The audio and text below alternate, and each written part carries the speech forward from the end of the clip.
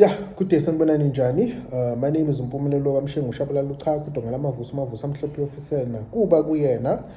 So guys, a few months ago I actually did a video of some of the benefits of doing business, especially when it comes to imports of goods from China to South Africa. I did say you can make plus minus 15,000 per month, even going up and more than that. So I do know some people who are actually doing this business and they're actually doing wonders from themselves. Abanye bathenga imizi, abanye bathenga imoto. You do know some of the TikTokers that are actually hustling this kind of business also in South Africa. But then, we want to speak about the challenges, especially if you want to start importing stuff from China. The first major problem or a challenge also tibana nayo is when it comes to shipping days, weeks, and so on. When it comes to shipment, delay, and so on, you're gonna come across those challenges when it comes to the time frame abanginika yona. So they can say we can ship the stuff to South Africa for this amount, angeke zebe khona customs because they're included in this amount, but it's gonna take around 12 days, 14 days, and that 12, 14 days and it can actually end up being 5 weeks, can actually end up being even 6 weeks at some point. So you're gonna be facing these challenges if you're gonna be importing stuff from China. So you have to be patient when it comes to these things, especially when it comes to shipment. Most of the time it does arrive, even if it's after 4 weeks, 5 weeks, it's gonna arrive at the end. But then this is just to say people who want to do this kind of side hustle or actually business and formalize it, these are just some of the challenges if you are gonna be working on the customer pays and then you ship from there. So you're gonna have a lazy. Just make sure the customer understands because I'm a customer have different moods, different personalities.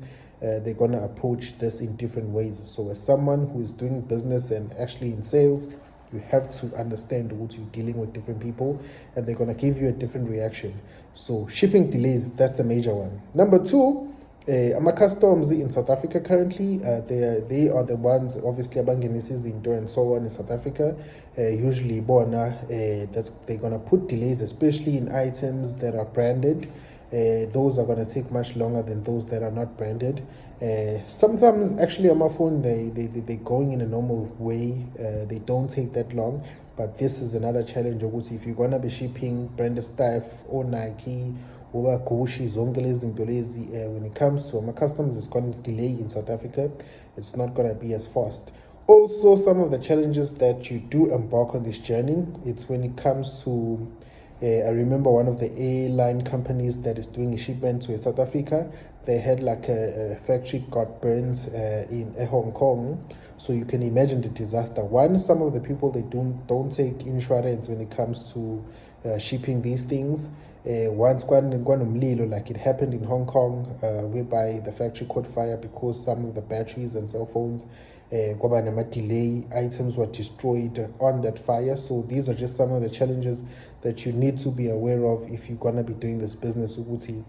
It might happen that you send this into South Africa, maybe the flights crashes, who knows, something happens to the flights, the warehouse get burns down and so on. And also there's also another different company that takes a different route when it comes to shipping these items.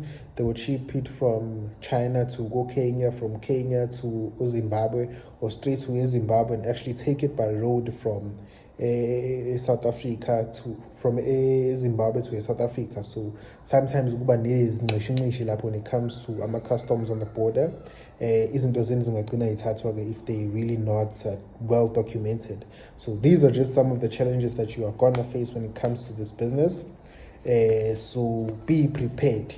But I do have my solutions when it comes to these things, especially for customer one that are not impatient. Always emphasize there is DHL, which is very precise when it comes to their service delivery, very precise on the days you are able to track the item from point A to point B.